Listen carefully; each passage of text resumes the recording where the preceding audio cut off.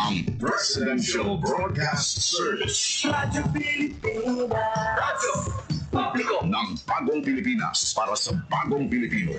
Naghahatid ng mahahalagang balita at impormasyon na uugnay ng pamahalaan sa sambayanan. Tulay sa himpapawid ng serbisyo publiko. Radyo Pilipinas. Radyo Publiko. Ang boses ng Pangulo sa Iloilo. Radyo Pilipinas. 585 AM. Para sa Radyo Pilipinas, 1:01 sa hapon. Adlaw-adlaw, Lunes tugtog Biyernes, pagdulong sa mga balita, hitabo, issue kag concern, may kaangtanan sa katilingban, sa kaayuhan, pati na ang sa ikaayong lawas. Halin sa mga concern sa mga bata, sa mga lamharon, nagadinalaga kag nagasinultiro, mga hamtong, professional man o mamumugon, mga tigulang, kabuhi kag paghimakas sang mga ginikanan para sa ila kabataan. Pag-ulikid sang panwa, pagtingob sang magkasimanwa, para sa ikaayo sang ila kahimtangan. Ini ang Balitang Sosyal.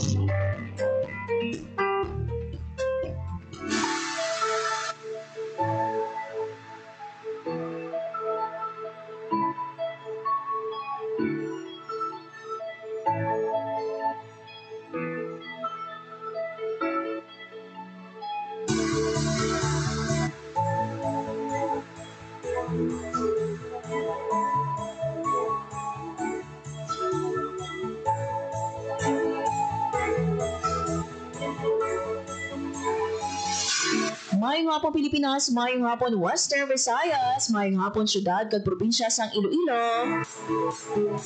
Good afternoon, good afternoon. Mga biyan, adlaw kita subong sang Huwebes, Oktubre 30 tuig 2025. Welcome sa aton nga pagpangalaga diri sa programa Balita Sosyal. Ug ako ang inyo alagad, Marian Grace Aranyana.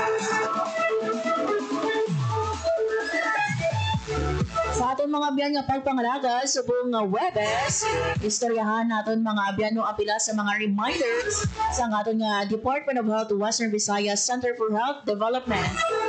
Sa aton manong All Saints Day and All Souls Day ang pagbisita nato sa aton man nga mga pinalangga o mga nagtaniman nga pinalangga sa kabuhi.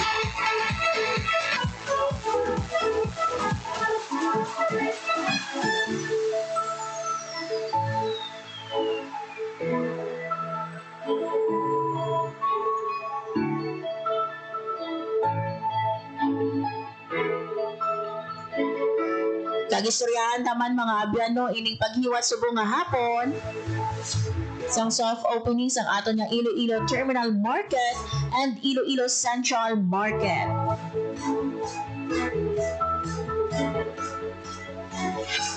Umano ang kalipay sang aton man nga mga vendors no ngati finally after pila ka tuig no nga sa kilid sang dalan sila bago niya tikin temporaryo no nga ginobrahan sila sa ilang stalls matapos naging guba no ang original nga infrastruktura sang aton man nga central and supermarket.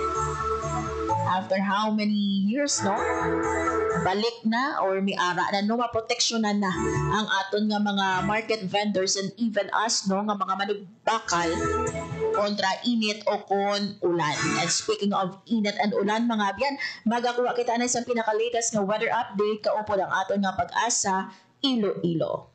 Radyo Pilipinas. Weather. Sa atong pinakalinya si Sir John Baron sa BOST Pag-asa Iloilo. Sir John, good afternoon. Hello ma'am, good afternoon. Tag sa aton man mga tagpalabantay. Tagpalabantay sa Radyo Pilipinas. Latest weather update natin sa adlaw sa Thursday, October 30, 2025. Based sa aton nga latest nga update, ang Intertropical Convergence Zone or ITCZ nag-apekto sa mga Southern Luzon, Visayas, kag Mindanao. While ang Northeast Monsoon naman ang nag-apekto sa mga extreme Northern Luzon. Pero sa aton sa Western Visayas, expect natin na maganong mga palangitan na may chance ang starter ng mga pagulan pangalat kag pinag-uob nila sa ITCZ. Hangin naman natin dito sa Western Visayas, makinatog-tubugan hagan sa direksyon ang mga nakatundan, tugtog na bagay pa nakatundan nga mga magadala sa ang makanay tugtog ka sa mga balod sa aton kanagatan. Forecast temperature naton 25 to 31 degrees Celsius. Ang adlaw na pagka 5:41 kina sa aga magatunod din 5:26 karon sa hapon. Ating kung talaga mag-monitor kita LTE. Currently outside sa aton Philippine area of responsibility. Plus location is 2,085 kilometers east of southeastern Mindanao. At sa subong low chance ang iyang probability no nga mag-develop sa kabagyo. Pero kung sa ako na actually possible ni basi magtaas pa niyang iyang chance for the next coming days. Inaantaw natin basi mag-enter siya sa PAR by Sunday or Monday. So make sure nga kita monitor natin nga latest weather updates, especially sa ginabatayan natin nga LPA. But meron nga latest weather update ako sa John Baron.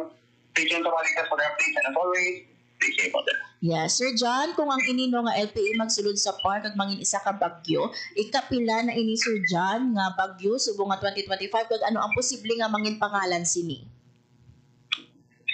Yes ma'am, kung if ever man nga magsulod siya sa atong PER and mag-develop man siya sa kung mag-develop man siya sa isa ka bagyo, ang ka 20th nga ano na to no, nga bagyo and kung magbagyo siya sa sulod sang park, antayin siya domestic time na si Tino. Sir, subong no nga hapon diri sa aton sa syudad sa Iloilo madulom ang kalangitan no diri sa downtown area. How about sa iban nga bahin sa Iloilo City or Iloilo Province or whole Western Visayas, monitor ba na kita nga nagaulan as of this moment? Sorry ma'am, pwede pa liwat. Sir, diri sa aton sa syudad sa Iloilo do madulom na no may ara ba kita na monitor nga mga pag-ulan sa pila ka bahin sa Western Visayas? Yes ma'am, actually may nakatanong na may nakita kita nga mga pag-ulan. Actually, damo na kita areas nga gipasarahan sa mga thunderstorm advisory. Sa mga ibang bahin sa province, no? May mga areas kita nga naginulan sa Antique, sa Capiz, Cogsaclan, and even the rest sa Iloilo. Particularly sa may southwestern parts ng Iloilo and sige mga may mga areas pa nag-inulan no? Pag northern parts ng Negros Occidental and actually expect naman na siya pamig sa hapon or sa gabi yung mga possible na katupaang mga rain showers or thunderstorms hapon. Yes. Ano ang reason sa siniser no nga pag-ulan man sa pila ka mga areas? Well, siguro ang isa ka factor sinadamang is ang elevation niya. Usually kung elevated nga, mas prone ka sa mga pagulan. And of course, sa init, ma'am, no? Usually, kung man-notice natin, ang mga pagulan natin sa hapon or sa gabi, no? Is tungod, in order ng mga pagulan, kita dapat na sa init. So usually, ang pinaka-init nga part ng aton nga daw is auto, which is, kumatingala ka mo ng reason kung pagkabot sa hapon, gabi, nag-inulan. Pero sir, hindi inibangod sa LPA nga yara sa gawa sang PAR, no? Yes ma'am, hindi siya dala sa LPA. Ang LPA malayo pa, no? Wala pa rin siya epekto sa aton nga landmass. Mga dito pa siya daw sa may Guam, no? Actually, layo pa rin gani sa, sa boundary line naton. So, muna na galing kay ginalantaw naton basi magsulod siya sa PAR, no? Pag magpalapit siya sa aton nga landmass. Yes. Irika po lang, sir, posible Sunday or Monday masulod ini sa PAR? Yes, sir. Yes, ma'am. Possible Sunday or Monday. Pero subject to change pa na siya, ma'am. Yes. So, nag-encourage natin mga tagpalamating mag-monitor niya po ng daily sa aton nga mga weather updates just in case lang na may mga changes kita. Okay. With this, Sir John, madamo nga salamat. Yes, ma'am. Thank you and kalawat. Good afternoon. Radyo Pilipinas. Radyo Publiko. Radyo Pilipinas. There you have it mga biyan, si Sir John Baron, ang ating weather observer gikan sa Pag-asa, Iloilo. Isa ka low pressure area sa guwasang Philippine Area of Responsibility.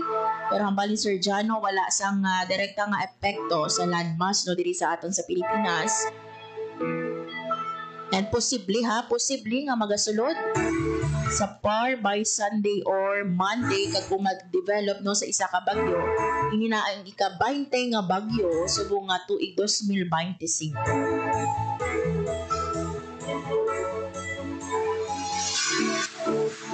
So halong kino sa mga mahingagaw pa nga panglimpyo subong nga hapon o kon buwas.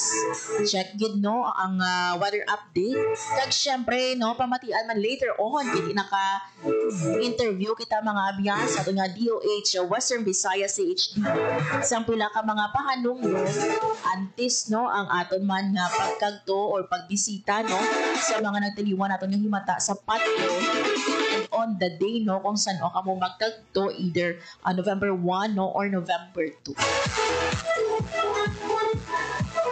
Babati ko man sa inyo later on mga abyan ang akong yung interview sa isa ka four-piece household dira sa Oton no nga nag-graduate na o isa no sa mga 1,000 households nga nag-graduate dira sa Oton sa Pantawid Pamilyang Pilipino per.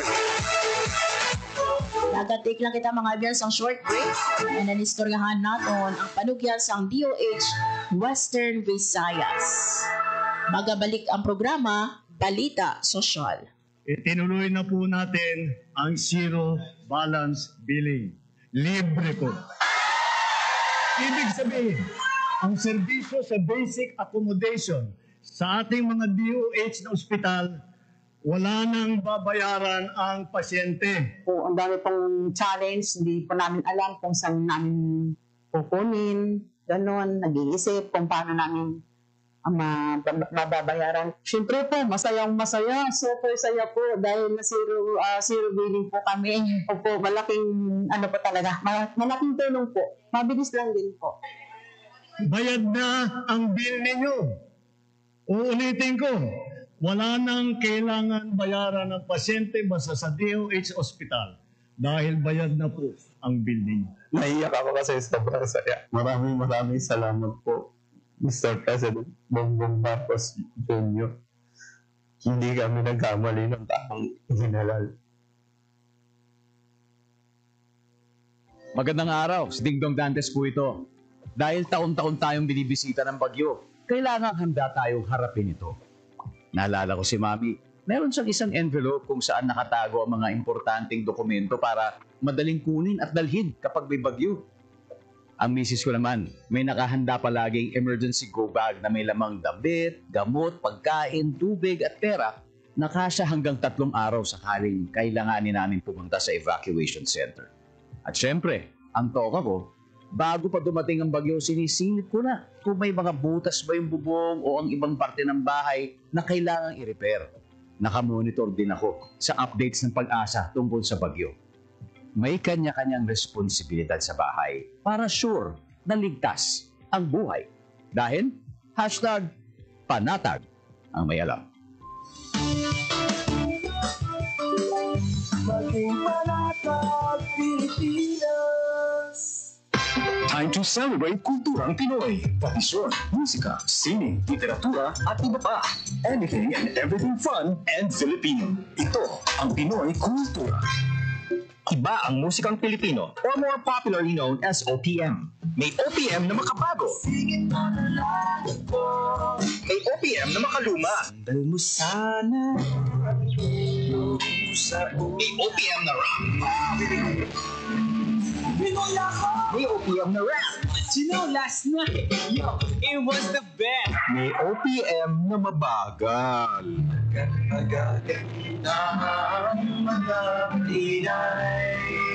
May OPM na mabilis. May OPM na Tagalog.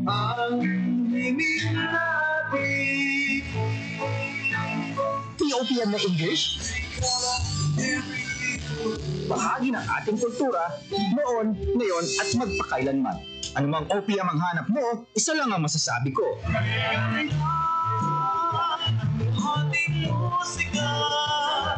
Yan ang Pinoy Kultura because our culture is cool. Sana'y tiyakin ng mga magulang kung maipanganak akong malusog.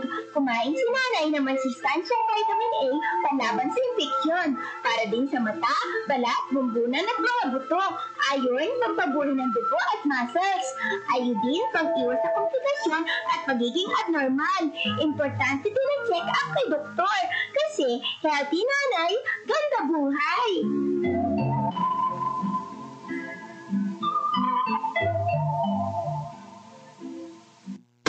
Time to celebrate kulturang Pinoy. Tradisyon, musika, sining, literatura, at iba pa.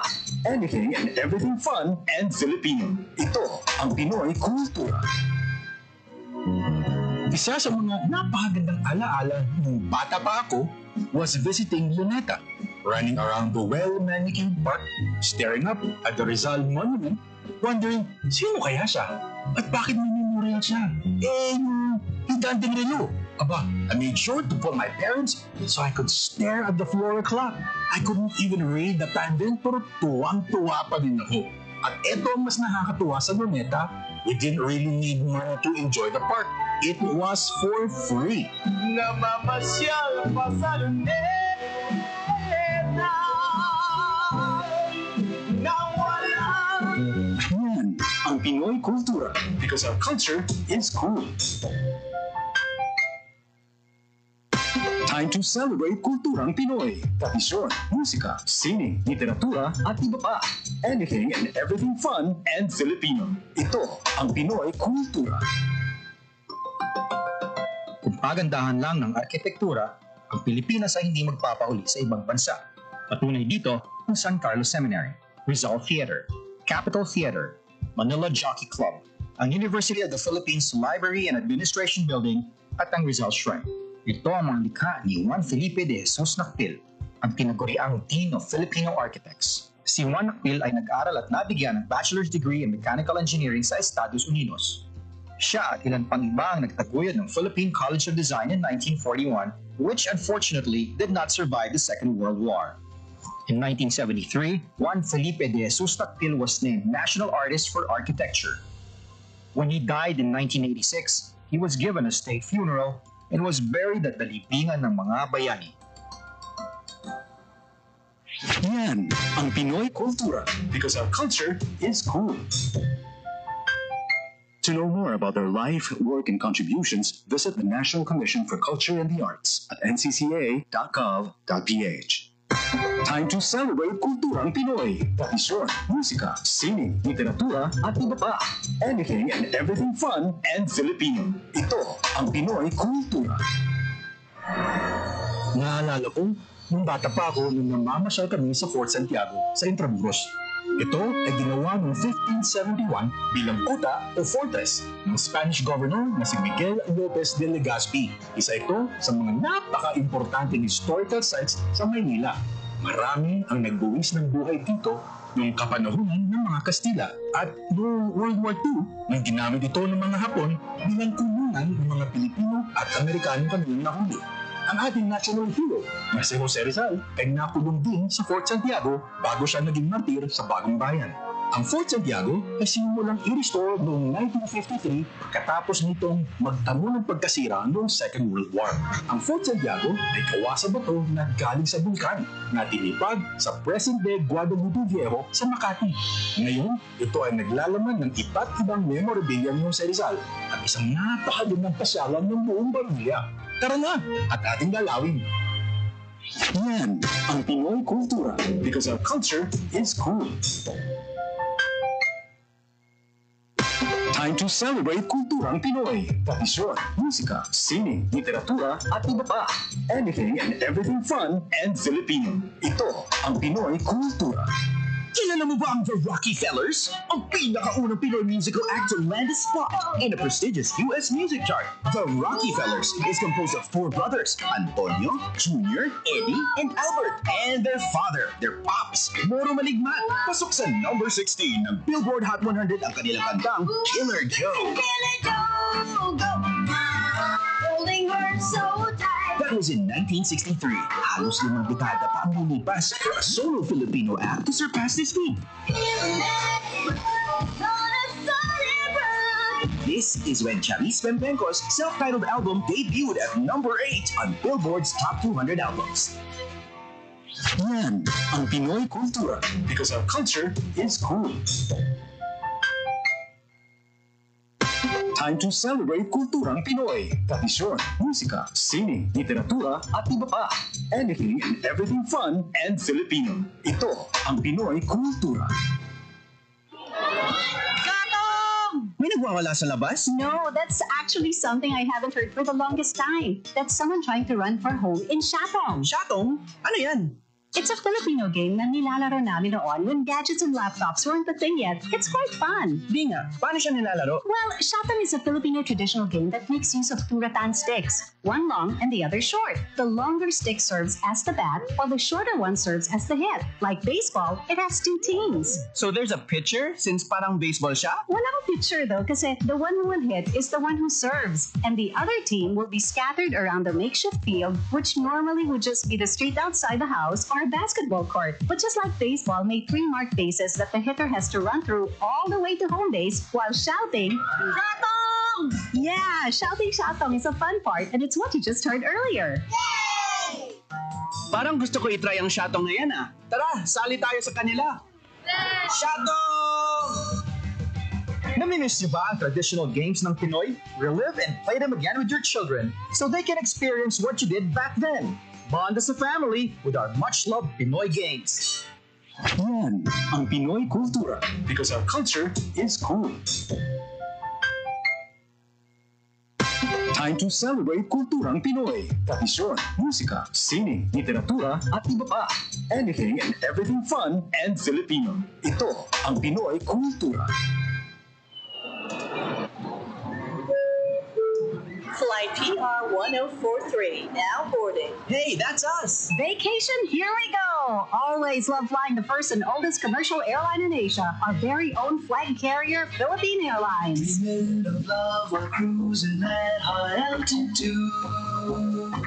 Did you know this track was specifically made for Philippine Airlines back in the 70s? Composed by Jose Marichan and arranged by Ryan Cayabyab. Closer to heaven, we're 30,000 feet.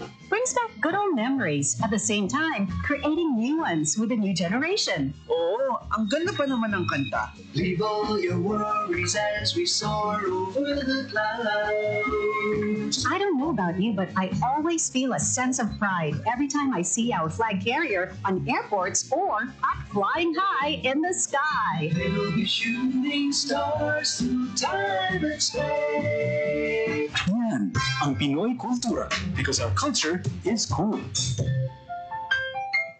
Oras sa Radyo Pilipinas, 1:23 sa hapon. Radyo Pilipinas. Radyo Publiko. Radyo Pilipinas. Sa gihapon nagapamati ka mo mga biyan sa programa Balita Sosyal kag akong inyong alagad, Marian Grace Aranyata. Nalabot natin mga beno ang aton nga OIC Chief sa Local Health Support Division sa DOH Western Visayas CHD si Dr. Mayan Santa Lucia kung sa diinog yung pangayuan natin diri si Doc no sang tips for those who would like to visit sa aton man no nga mga patio antis no ang All Souls Day or antis ang All Saints Day. And at the same time, tips no sa mga magapauli sa probinsya, sa mga magabiyahe. Ari ba na mga biyano pamatian naton ang ako nga interview with Dr. Mayan Santa Lucia sa DOH Western Visayas. Sa mga kauturan naton nga luyag magbisita sa mga patio no. Ano ang reminders sa aton nga DOH Western Visayas CHD na sa mga magabisita no subong nga undas Doc Lucia, Santa Lucia. Sige, gina-greet ko ang aton nga mga supporters sa hini nga radio station. And the Department of Health would like to give mga general reminders. Nasa din nga karon pwede ta na himay-himay yun, pero ang sa general reminders, number 1, prioritize nato ng aton nga health, ang aton nga safety, kag ang cleanliness sa pagsaulog naton sa amon nga holiday. Yes. Dok, in previous years man, Dok, no, or sa inyo nga pag-monitor sa mga previous years, no, ano ang mga common or most common health emergencies na reported during undas, Dok? Ang mga pinaka-common, syempre, tungod kay iba, nagakadto sila sa patio mga between 10 a.m. to 2 p.m. No, amo din ang pinaka-grabe balan nga init. Sa mo na time of the day, ito yung iba, nagaka-high blood, especially nga ito ng mga senior citizens, no, na mainitan. So, hypertension, very common, kag injuries. O kung nga mga minor wounds, no, kay ito sa palibot natin na siling kita na yung mga damo-dara sa palibot na makakos sa mga injuries. So, amo nang mga butang ay avoid na to. Nang iba nagka-dehydrate. Yes, yes. So, amo na nga ma-advise kita nga mag-bring din sang water supply, adequate nga water supply. Kaya yung iba nagka-tinerdera for how many hours. So, yung iba dehydrated. Yes. Ito siyempre ang pagbakal-bakal sa palibot, no, sa pagkaon. Hindi kita ka-sure, no, kung na may mga observe lang ang mga hygienic practices. So, recommended nga madala na lang kita isang homemade, home cook ng mga pagkaon, kag ang hindi nga dali mapanos, no, mga pasta na siya, dasig na siya mapanos, masamad, mga bihon. So, madala kita sa hindi talanoson ng mga pagkaon. So, usually mo na mga common, no, hypertension, aton nga mga gastric, sila, no, stomach upset, stomach pain, kag mga injuries. Yes. Dok, sa mga madalas ang ila ka pagkaon no, sa mga patio or to those who would like to stay longer hours, no, saan ang preferably, no, ang saan dapat lutuon ang pagkaon nga ila dalpon sa patio, do? So, on the day dalon, lutuon on the day, not unless nga iba na madala mga adobo, tinamabad niya sa langgaw, no, so hindi na siya dali mapanos, pero preferably on the day nga magkadto sila, amo na ang pag-prepare kag pag-cook ang food. Yes. And madamo man, Dok, no, sa mga kauturan natin gapauli diri sa aton sa probinsya, no, any reminders sa aton naman yung travelers to stay healthy kag safe sa road? Sa mga travelers naton. So may arati pa mga reminders, no, sa aton mga travelers para sila man safe kag healthy. So ang Department of Health nga ginatawag nga gina-observe nato ang blow baguettes before traveling, no, for road safety kag pag-prevent sa aton ng mga road crash, especially ang mga long trips, no, sa outside. So ang blow baguettes na siya nag-stand for ang letter B, battery, lights, oil, water, brakes, air, gas, engine, tools, and shelf. So, isa na siya kasimple nga checklist to make sure nga natin yung mga vehicle kaya driver natin ready for the trip on the road. So, before kita mag-hit ang road, i-check natin sa atin mga vehicle kung dala ang battery na charge. Ang mga lights dapat well-functioning. I-check ang oil and water levels, dapat sufficient. Ang mga brakes natin, i-check man, no, responsive bala sila. Make sure na natin yung mga tires may proper na air pressure, diba? Di ma-flat tire kada sa tungadalan, no? So, dako na inconvenience. May enough gas bala. At dapat the engine runs smoothly without leaks.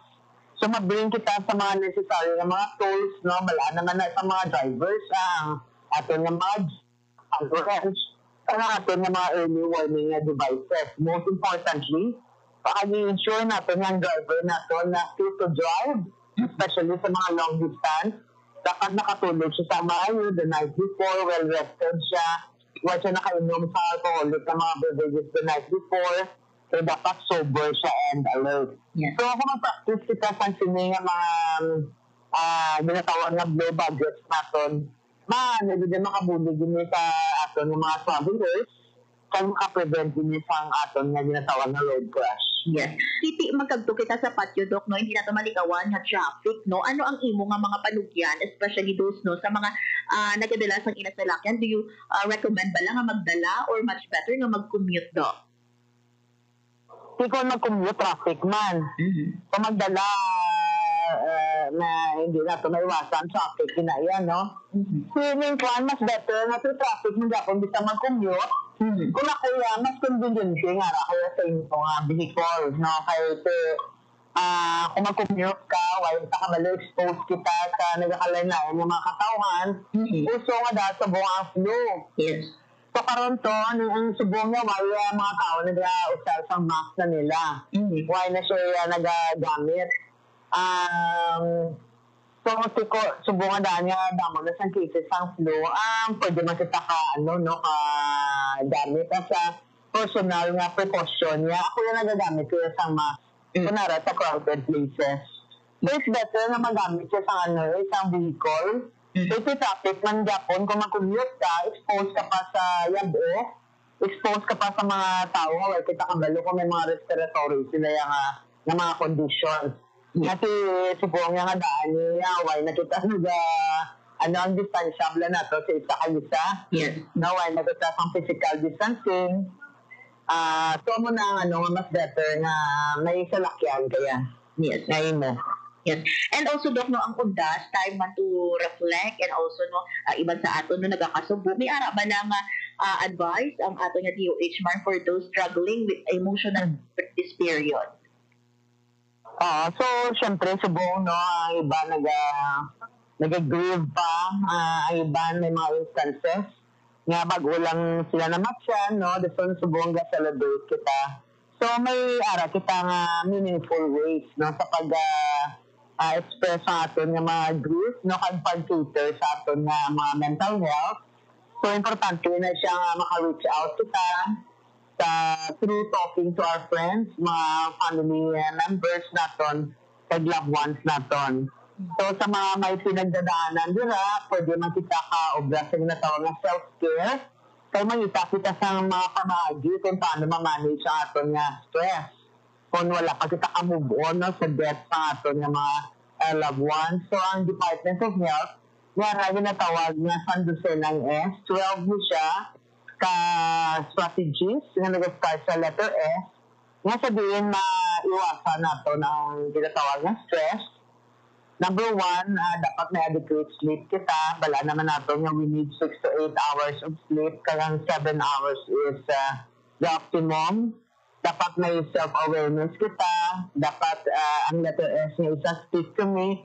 Lagi na istorya kita ng mga BFFs or family members. Nag-siesta kita, mga short naps during the day. Pwede kita through sounds, makapamati sa music na makakomfort sa aton. Christian songs. Mayara kita, pwede kita maka-engage sa sports para ma-divert ang aton nga kung ano nga ginatawag na stress. And we could also smile. And some spirituality, basa sila sa mga religious na mga items, nag-watch sila sa Christian movies, nag-attend sila sa church service. Pwede makita ka ang isa kaya sa stress debriefing. Amo na yung istorya na ito, kag nagpa-debrief kita, yung istorya kita sa ato ng mga problems. And the scheduling, dapat para hindi kita ma-stress, ayaw kita sa ato na tawag na time management.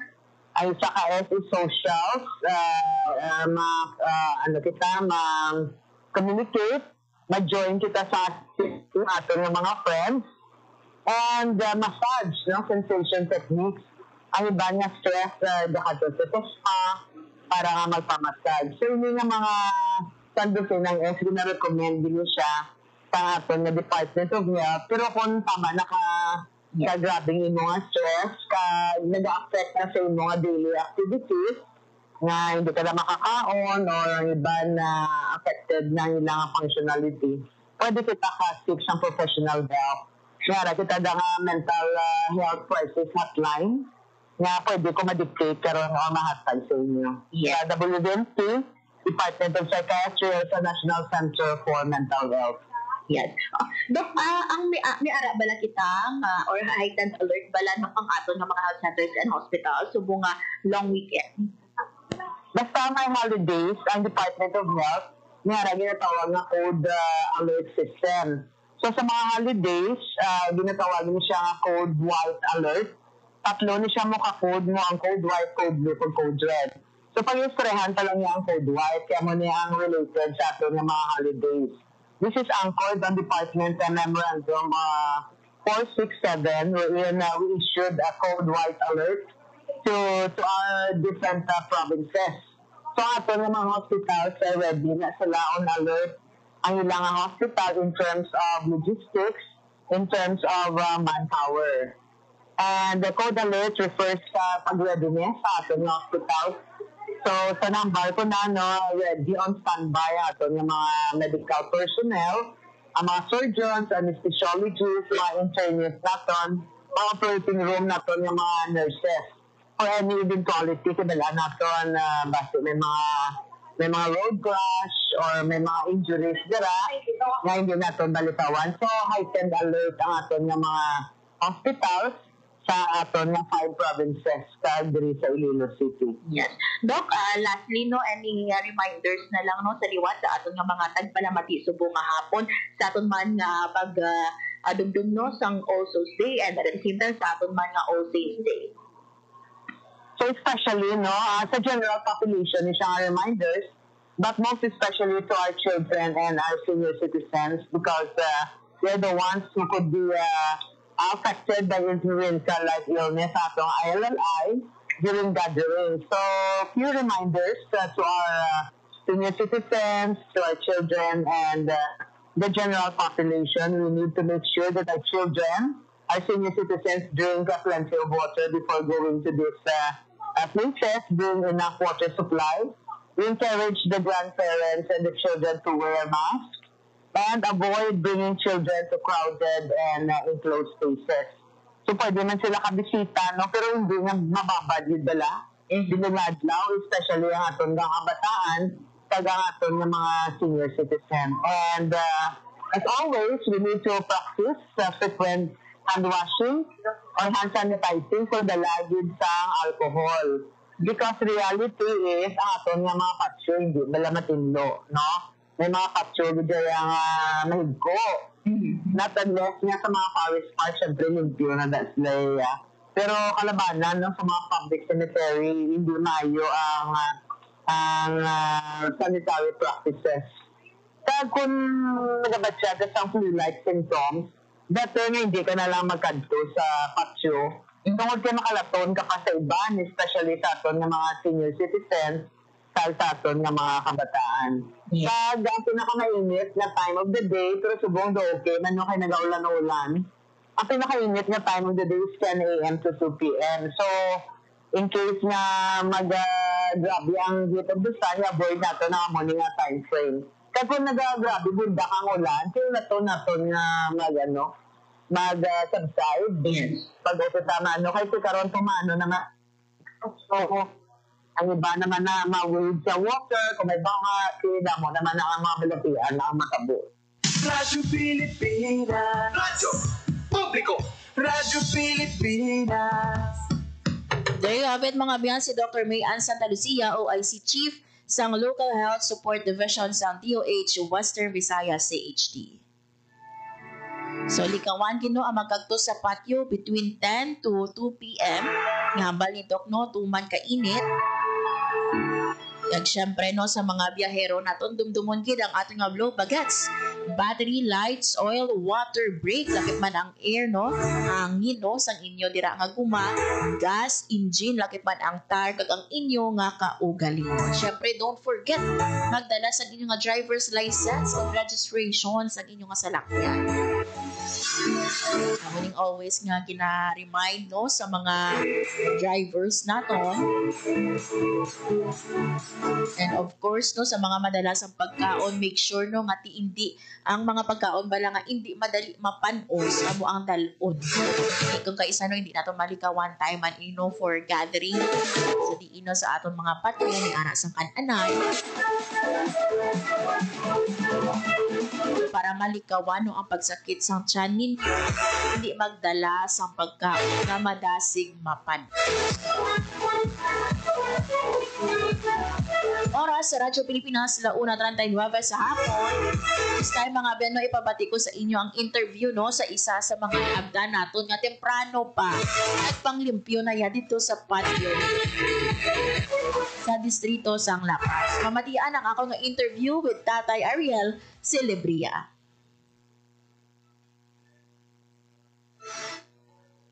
Mali sa weekend sa para-stake naman ko, ano yung kapatid ko eh. Hindi naman ako, mas mahirap doon kasi maraming nakalibing doon, traffic doon pagka nahuli ka ng paglilinis.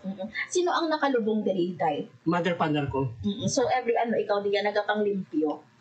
Basta 1 week before sa nag-limpyo ako. Kaya parang ang mga, parang magpili mo sa mabuta sa piyak. Kaya kung naliw kaya tanan, ipabuo mo dito sa layo, hindi, inahan mo lang. Kasi pagka nabuta mo na ang paano na yung mapagwa. Ang sa piyak to yung patio, sino ang nakalubong dito? Brother ko. So, ginatamok-tamok mo yan. Di pagtapos mo, di manglimpyo ka naman to. Weekend Sabado siguro. Bali, doon ka na. Hindi na ako sa undas hindi na ako babalik doon. Maraming tao doon sa Paris Street. Maraming traffic doon, heavy traffic. Pero diri mabalik ka pa diri. Oo, balik ko sa one. Isinupon mo ka pang limpyo sa mong tayo? Ako lang kayo ito. Ako mga pukag na halabas, eskwela mo. Di ikaw, ano yung obra? Since sa stroke ako, wala na pag-obra. So, every year maningon ginaobra nga ikaw. Ano nakatugay na lubong diri mo na kay tatay? Ang mother ko, mga 3 years pa lang siguro, 4 years. Sa tatay, siguro mga 20 years na. Sige tayo, asa lang. Radyo Pilipinas. Radyo Publiko. Radyo Pilipinas. So there you have it mga biya, si Sir Ariel Salabia, gikan no sa Barangay Baldosa, La Paz, na agta naton si Tatay Ariel nga nagapanglimpyo dira no sa La Paz Public Cemetery. So bali tatay no temprano pa lang no, hindi na luyag nga magdamo tawo, dira pa siya manlimpyo. That's why nga the earlier last week no, si tatay nang limpyo na sa patio sang iya mga ginikanan and sa piyak pagi nga patio sang iya nga kung sa di naman niya nalubong ang iya nga utol. So subong no, mi ara pa sa mga makita. Kit mo mi makita kita no sa pagbisita naton sa mga patio. Mi ara pa nga ingagaw pang limpyo para no sa ila at sila magkadto dito on November 1 or November 2. Pero always i-remember tong mga panugyan ni Dr. Santa Lucia. Mag-inom ginos ang tubig. Dapat hydrated. Siyempre, likawan ang magkagto between 10 to 2 p or 10 a.m. and then 2 p.m. Oras sa Radyo Pilipinas, 1:42 sa hapon. This time mga ben, ipabati ko naman sa inyo ang ako nung interview sa isa ka 4-piece beneficiary sa Oton na kung sa diin ang iya pamilya, isa sa mga 1,000 nga nag-graduate. O isa sa mga 1,000 nga nag-graduate sa aton nga Pantawid Pamilyang Pilipino Program.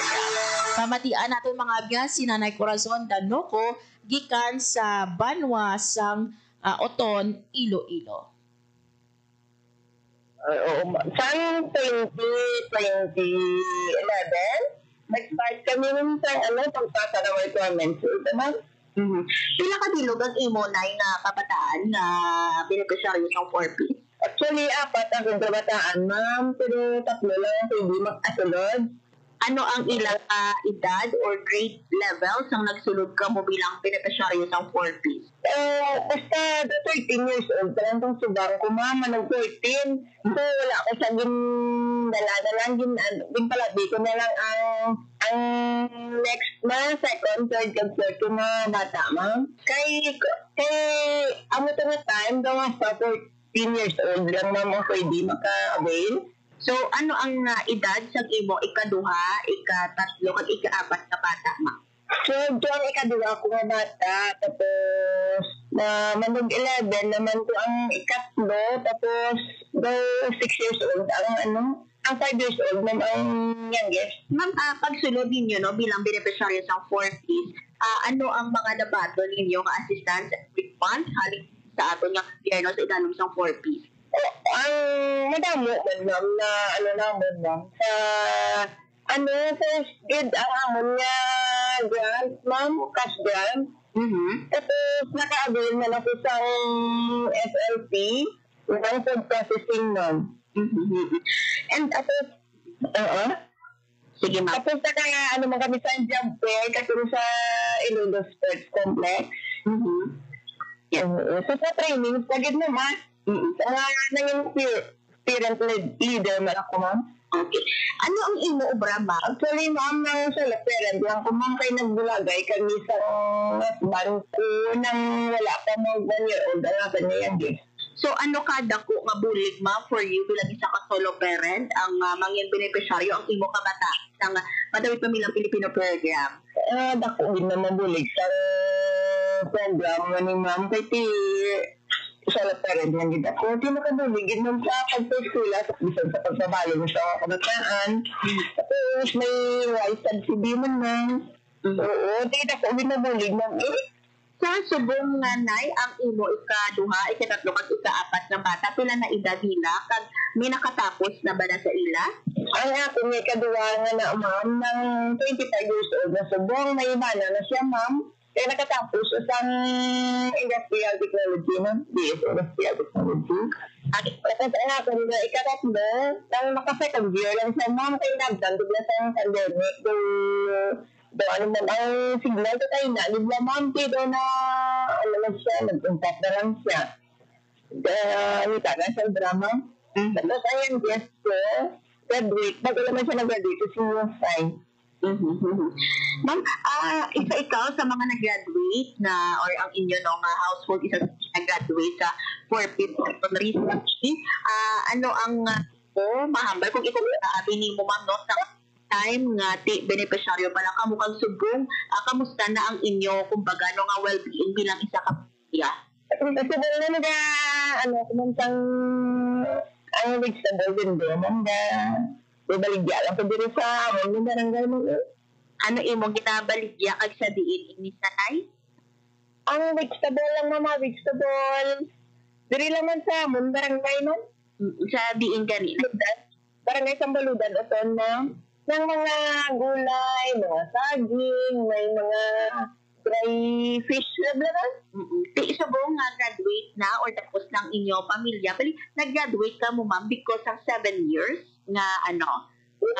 Actually ma'am, naka 13 years kami ma'am. So bali, ano ang reason sa pag-graduate sa inyo ma'am sa 4th? Ang reason ma'am, wala na kong lamang sa mga bata na ma'am nga eskwela. So ayun na ako sing ma'am, hindi na ako makagraduate.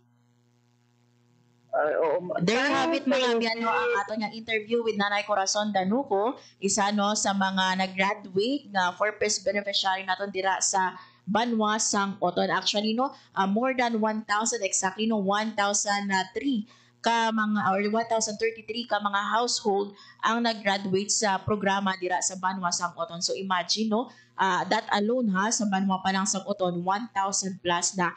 How much more no sa ibang paginaton nga mga Banwa no, buot silingon madamo ang ginabuligan sang aton nga Pantawid Pamilyang Pilipino program. Radyo Pilipinas, Radyo Publiko, Radyo Pilipinas. So ang pamilya ni Nanay Corazon nag-graduate sa program bangon nga ti ang iya nga bata, ang iya agot naka senior high school, and according nga ni sa iya no, mga around 2011 sang nangin beneficiaryo sila sang 4Ps.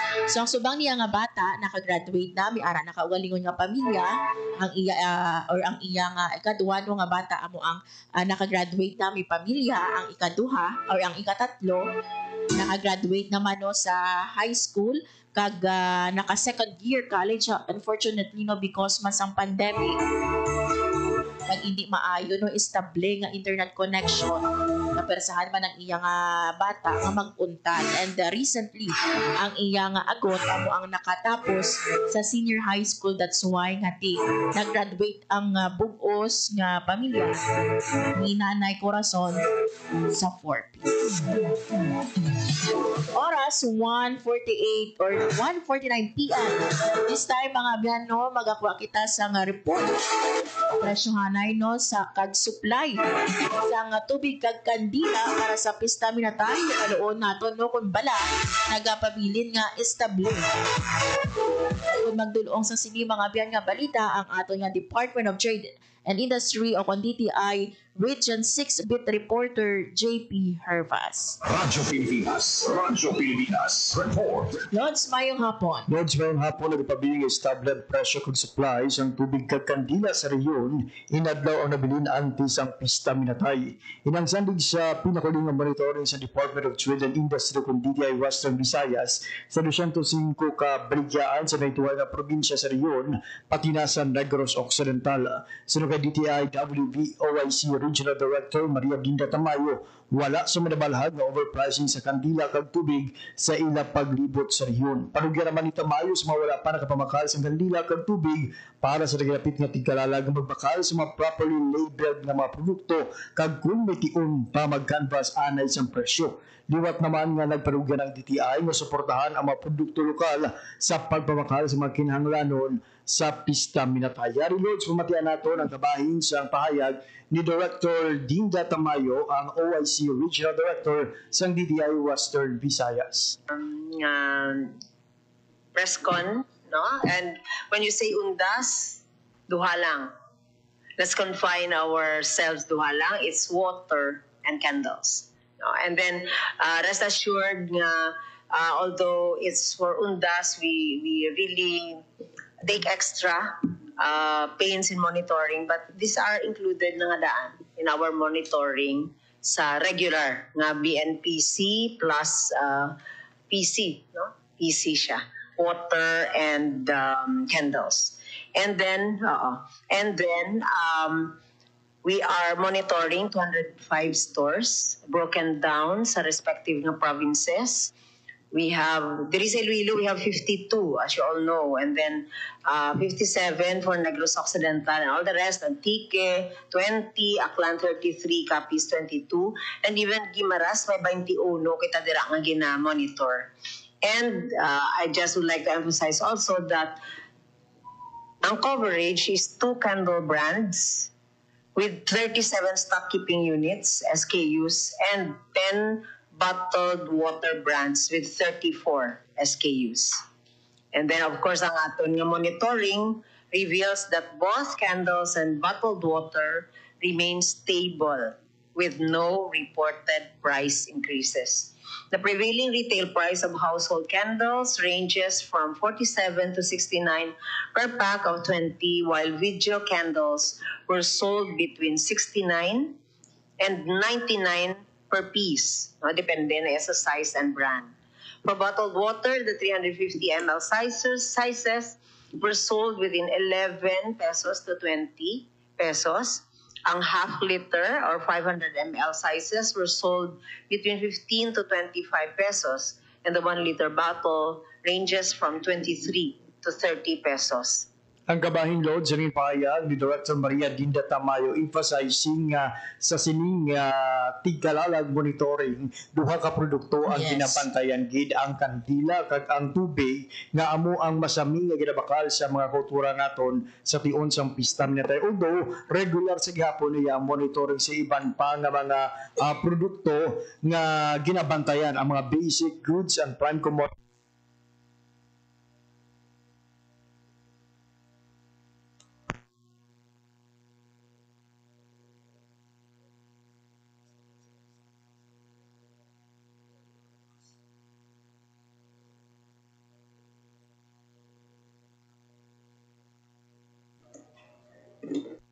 Samtang Lods, no, ang gina-emphasize gid sa aton sining DTI Western Visayas nga ang ginabantayan lang amo ang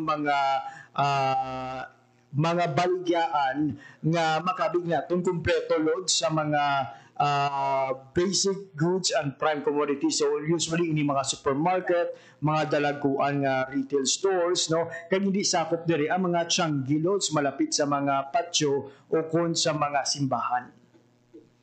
Para sa Bagong Pilipinas, JP Herda sa Radyo Pilipinas, Radyo Publiko.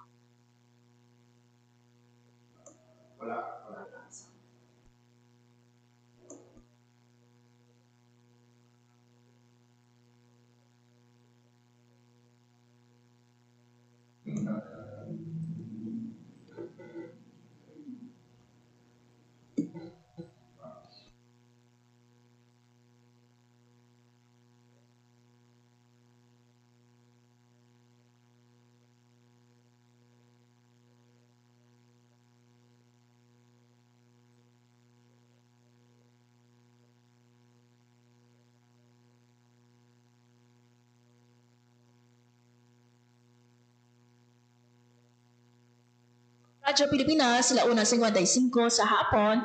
Unfortunately, wala na kita mga biyanabiling oras sa ating pagpangalagad.